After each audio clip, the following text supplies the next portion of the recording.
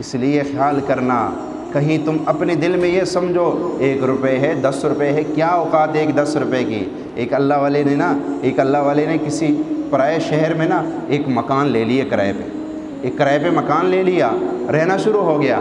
اس دور میں جو کتابیں لکھتے تھے وہ جو ہے دوات کو صحیح میں ڈبو کے پھر یوں لکھا جاتا تھا، پھر ڈبوتے تھے پھر لکھتے تھے۔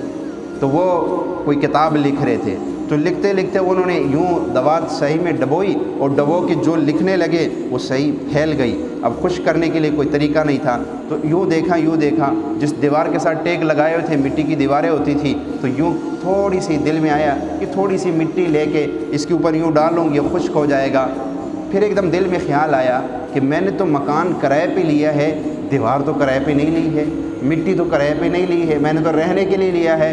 لہٰذا پھر دل میں آیا کہ ایک چٹکی سی مٹی کا کیا ہے، اس کا کون پوچھتا ہے، اور عام ہمارے معاشرے میں بھی کون اس کا وہ۔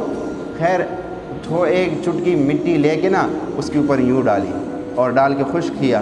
جب رات ہوئی اور سوئے تو خواب میں کوئی کہنے والا کہہ رہا ہے یہ تو کل قیامت کے دن پتہ چلے گا کہ ایک چٹکی مٹی کا کیا حساب ہوتا ہے، یہ تو قیامت کے دن پتہ چلے گا کہ ایک چٹکی کا حساب کیا ہوتا ہے۔